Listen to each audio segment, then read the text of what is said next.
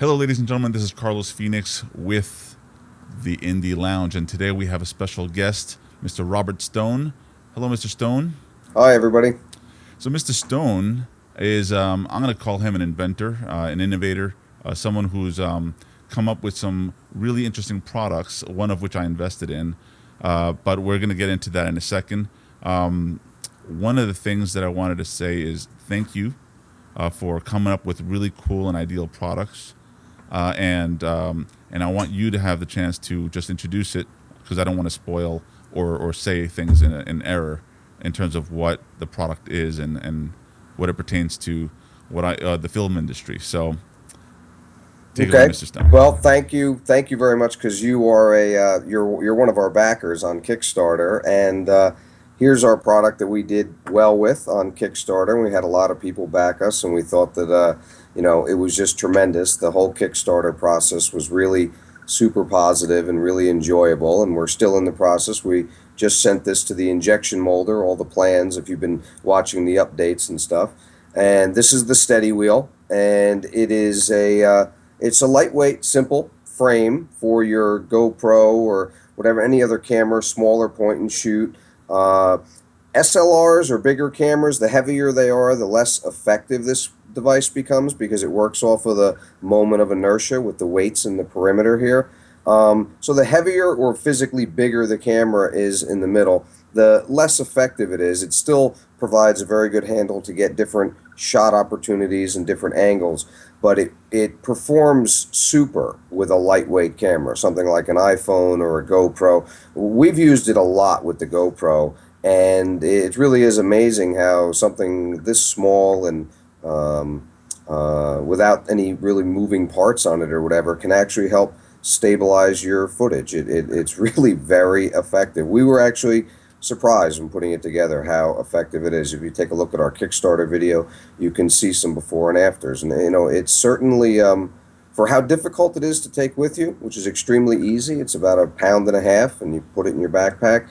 It's certainly a good tool. It's certainly a very interesting tool that doesn't really have much else in the market like this. That's why we built one. I went looking for something like it, and we couldn't find it. There's the Fig Rig, which is much bigger, and there's other devices with balancing weights and other things like that, and they all work well. They all have their place. However, this now occupies a new place because you just throw it in your backpack, away you go, and it is effective. It does work.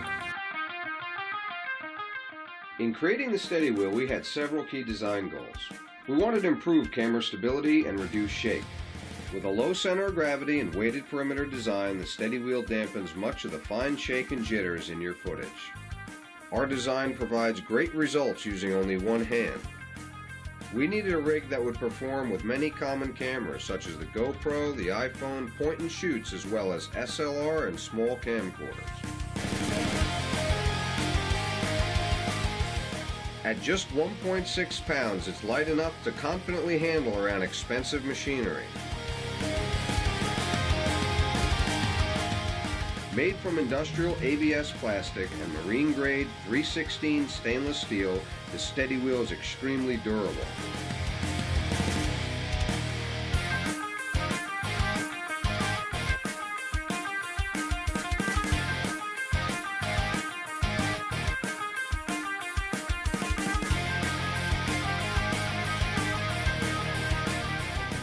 Small enough to fit in your backpack and tough enough for a full day of action sports.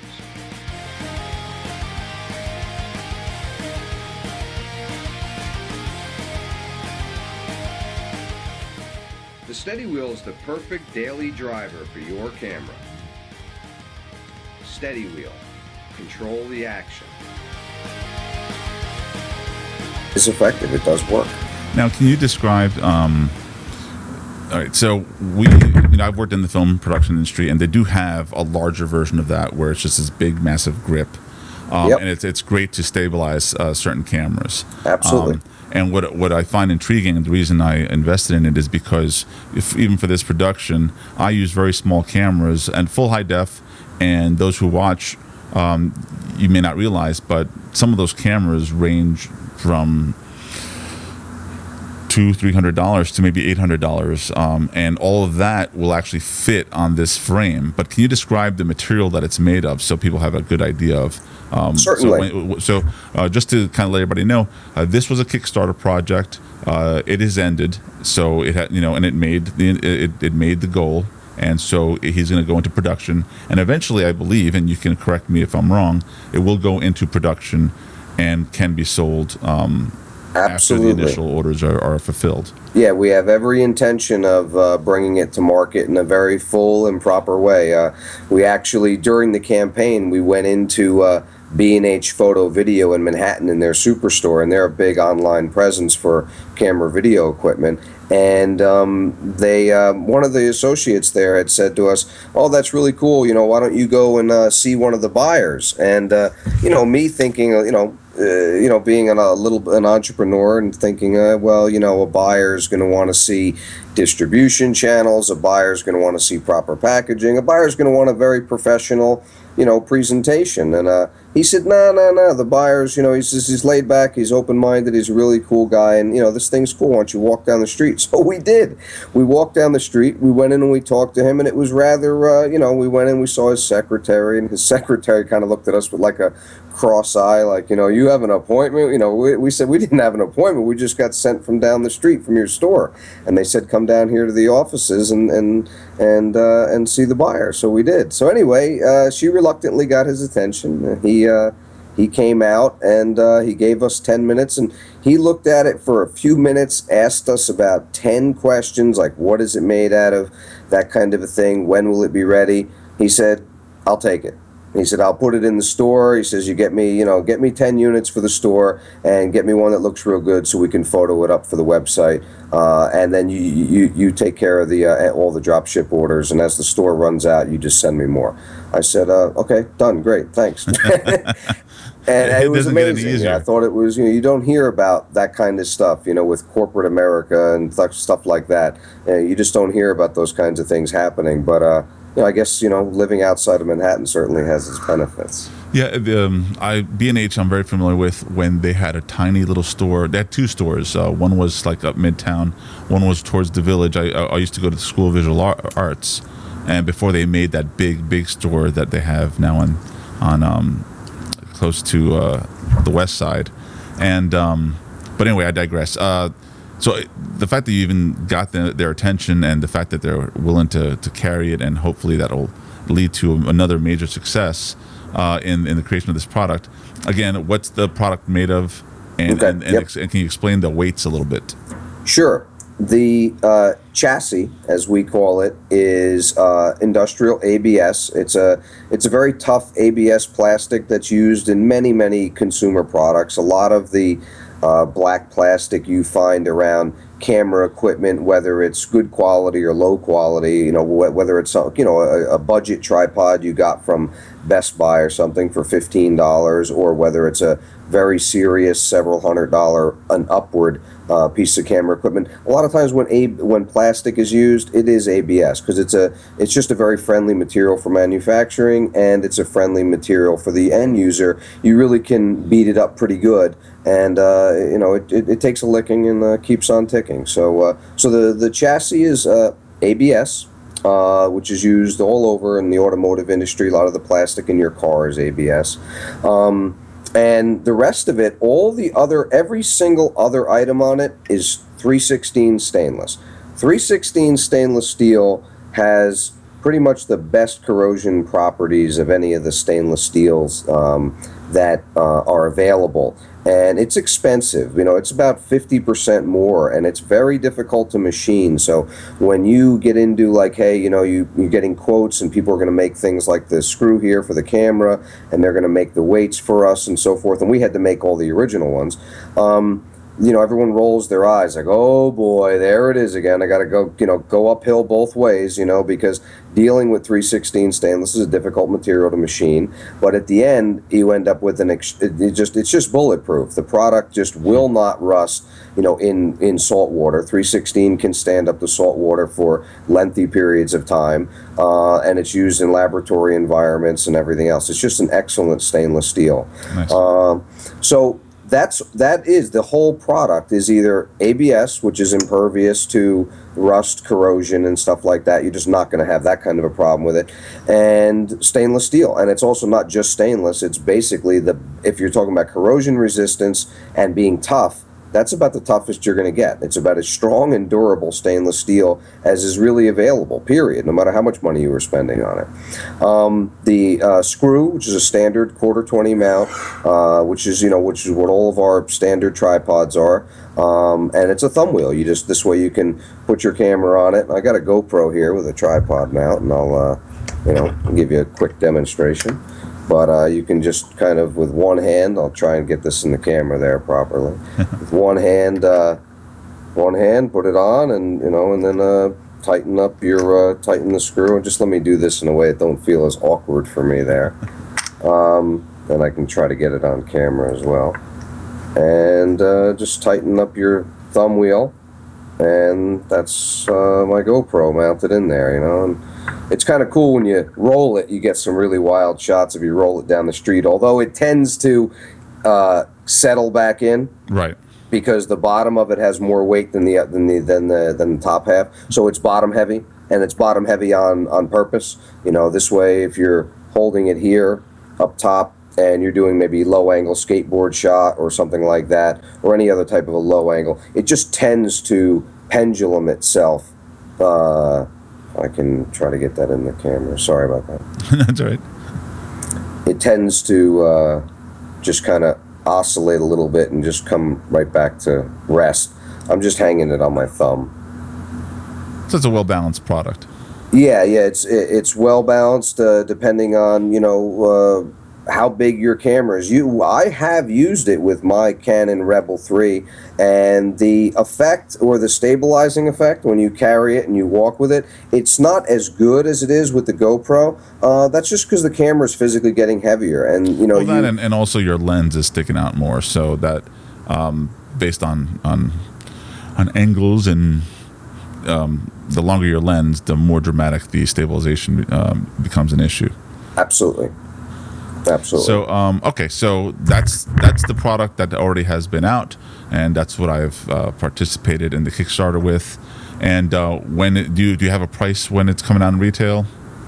Our price for retail is $85 at this point. That's a bargain compared to some of this equipment that's out there. So today you want to introduce yet another potential another Kickstarter project. Yes, we do. Our intention is to launch May 7th. I'm just taking my GoPro off the steady wheel here to mount up on our other device. The other device is something that is quite a bit different, but we also think it's very interesting. I got to get my left and right oriented here because it's backwards on the camera. This device we call the Flex Shot.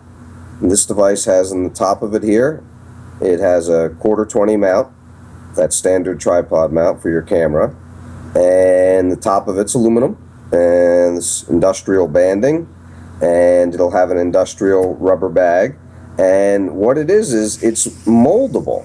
So if you can see that on camera, it's moldable. So the idea is, and I'll tell you how I got the idea for this.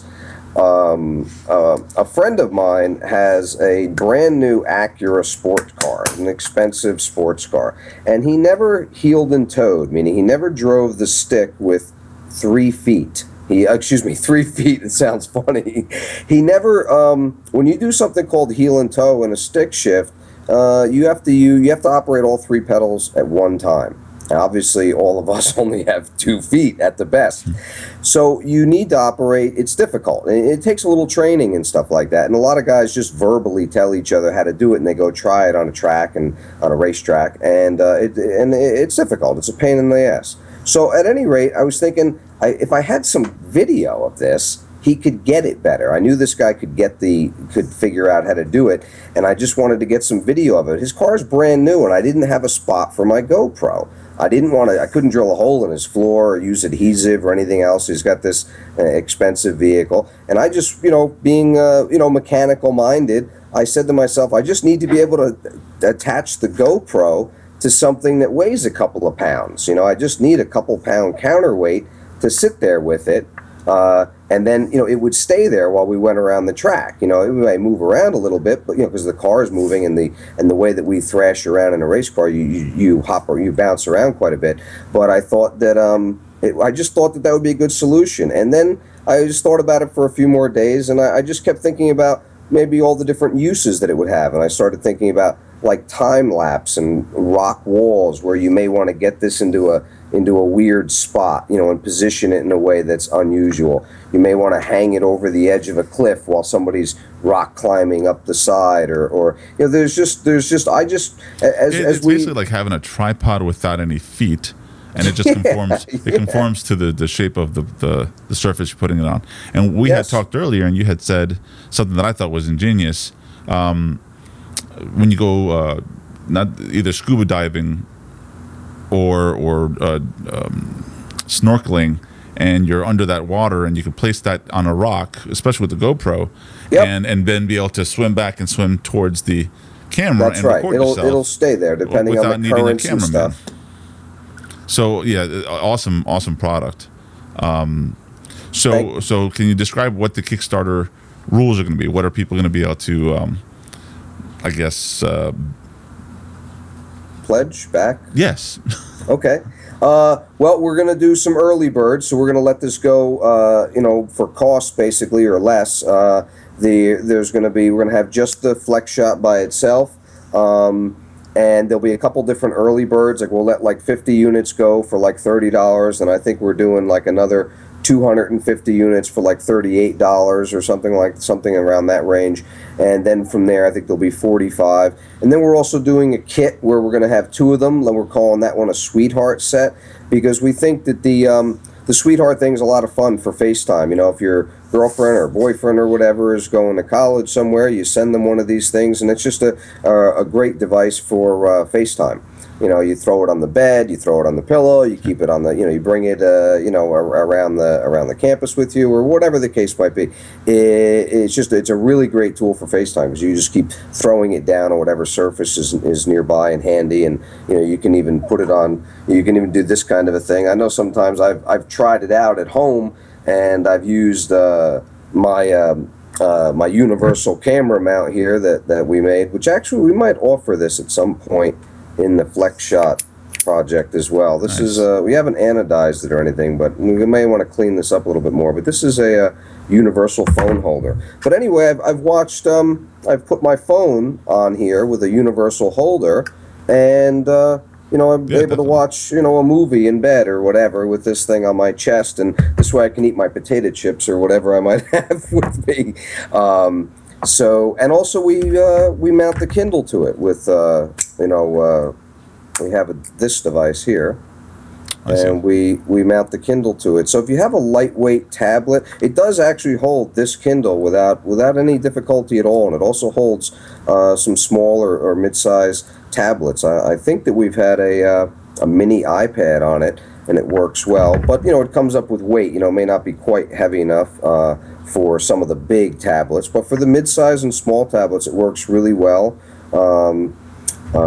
Doing recipes, things like that. I think that's another one. My wife saw it and said, "Oh, I gotta have that," because for doing recipes in the kitchen and stuff like that. I know that every time I like to mix drinks sometimes for friends and stuff, and I always forget the recipes, so I'm always having to pull up my smartphone to get the recipes, and I don't ever have a place to put the phone in the kitchen while I'm making the drink, so maybe I'll have to come up with something specifically for bartenders or something. Well, what amazes me is the at least during the Kickstarter portion.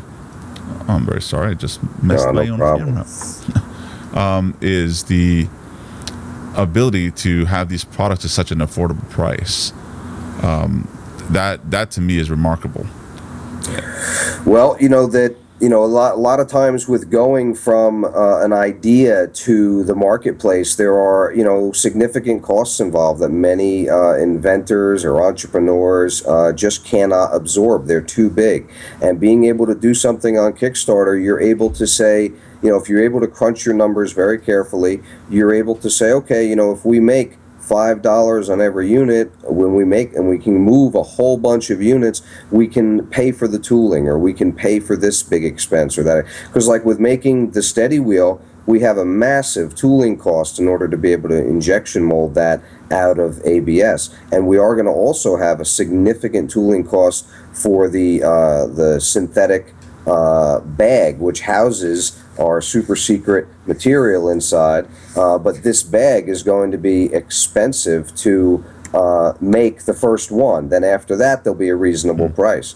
But the first one, doing all that tooling work, is expensive, and a platform like Kickstarter gives people like me an opportunity to bring their products forward, because you can say, okay, hey, if we can get a couple hundred people, in case of the steady wheel it was 600, if we can get 600 or 800 or 1,000 backers, and we can get a few dollars off of each one, and we can do it up front, we can pay for those tooling costs, and we can pay for some of the other setup costs that are just kind of naturally incurred when you try to bring a product out, and it's great. And then you also know that the product, this is my perspective on it, I figure if we had good results on Kickstarter with the steady wheel, that's only 30 days, and there's a certain amount of exposure you get there. In the first few days, lots of people want to write articles about you, but after a few days, the exposure does drop off, but the interest didn't drop off. We kept having, which meant people were tweeting about it. They were talking to each other, communicating with each other about it. So that also means that, not just the steady wheel, but a lot of these projects, that there's life, that your product has life. I believe if you put your item on Kickstarter and you do an okay job presenting it, and you get a lot of that press in the first week and stuff like that just comes naturally with being on Kickstarter. Frankly, if you don't do very well, the product may just not have life. It may be a nice idea, it may be very well done, your video may have been very professional, but maybe there's just not that large of a market, or maybe it's extremely niche what you're trying to present to the world. So I think, if it has legs on Kickstarter, I think you have the big opportunity for legs after Kickstarter. Yeah, that's one of the benefits about Kickstarter is you kind of throw the idea out there and see if people are willing to buy, and if you're not taking the full risk. You're taking a risk. Yes. If it happens. In fact, one of the products I've invested in, and you can see it there. Oh yeah, the Pebble. The Pebble. So yeah, I'm a hardcore believer of looking at projects like yours and just saying, you know what, I would love to have something like this. And the fact that it's kind of like getting first dibs at something, and if the benefit comes down to being first, I get to show it off, and I get to truly see if I really needed it, and hopefully the markets are out there for those individual products. But you explain to me what Wild Iron is. You're inventing stuff, and that's great, and a lot of people can have the imagination for it, but you have the ability to actually physically create it. So explain that to me. Well, Wild Iron is it's a team. It's everybody that's here, and it's not like we had a massive bankroll and we went out and got a building and went out and got machines and just started putting our ideas together. It's nothing like that. It's actually many years of working in garages, working in basements, working in backyards, on all the people that are here, which is about 6 or 7 people, all on kind of a part-time basis, except for myself. And we do have 2 guys here that are here full-time. And but a lot of the part-time people that are here are really most of them are not even on payroll. They're just friends and colleagues that come by that have professional backgrounds in manufacturing of one type or another. Some of them, one of the guys that comes here has been involved in aircraft design and building for 30 years, and he's built a lot of planes in his backyard that actually they fly.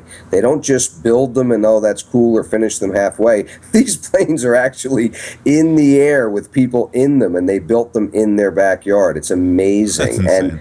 And the group here is a handful of people like that. We have a young we have a guy who's just out of college who's great. He went to school for engineering, and he's getting his feet wet now in a very real way, and it's great. We have a really great team here of people, whether they're here full time or they're just here kind of almost like a really good friend. And the equipment that we've been using, me and another guy have been gathering these tools for many years. Lots of guys that build stuff have always got lots of tools. I mean, I work with my grandfather's tools. I have my great grandfather's tools, and I have old machines that a lot of guys say, you're better off going and buying another machine. But, well, hey, this one's almost free, and I can fix it and make it work. So it's very much something that's been painful, meaning that over the years, there's been a lot of times where we've, thought that we could make money, making stuff, because guys who can build stuff with their hands, a lot of times they end up doing things that, don't really show their skills off or don't make them any real money. They end up working out of a pickup truck, fixing people's homes or fixing people's motorcycles and stuff, and they're not really able ever to cultivate that skill set into anything all that significant. And me and a couple other guys are trying to move that skill set to another place where we can make a serious living at it. And we're not joking around at all. We taken this whole operation, this whole effort extremely seriously. Well, I want to first thank you. I cannot wait to get my product. And we can't wait to get it to you. And I'm very, very excited to not only receive this, but I also am very excited to get my hands on this new product that you're working on, because I just did an interview with a girl from The Voice, and that'll be coming out shortly. And we were in a recording studio, and I really wanted to get into some really creative shots, but the tripods couldn't stand on top of the mixer and other locations where I just wanted to kind of throw a camera on. Well, we got you covered. Yeah, I'm really excited on getting my hands onto it. So, is there anything else you'd like to tell the audience where they can communicate with you? Facebook or Twitter or any of those social media networks? Yeah, we're on all of them. We're on Facebook. We're on Twitter. I think that if you want to check us out, check out our website, wildiron.com, and you can also Google the Steady Wheel, just Steady Wheel. You can also search that at Kickstarter, and you start doing that a little bit, and you'll certainly run into our stuff very quickly. Awesome. Well, I guess thank that you ends so our much, episode. Thank you very much, and thank you very much for your time. Hopefully, you'll be coming up with some new products. I have a lot of ideas that I'd love to throw at you, and I'm sure many of our viewers do too. So, just check out their website, wildiron.com, and you said May 7th. Yeah, May 7th. This Tuesday, we're scheduled for launch as long as everything goes well over this weekend. So check them out May 7th, and put your money where your mouth is. These are great products for you to use. A lot of filmmakers that watch this show, hopefully you'll get your hands on it. And that's it. That ends our show. Thank you very much for watching. Thank you very much, Phoenix.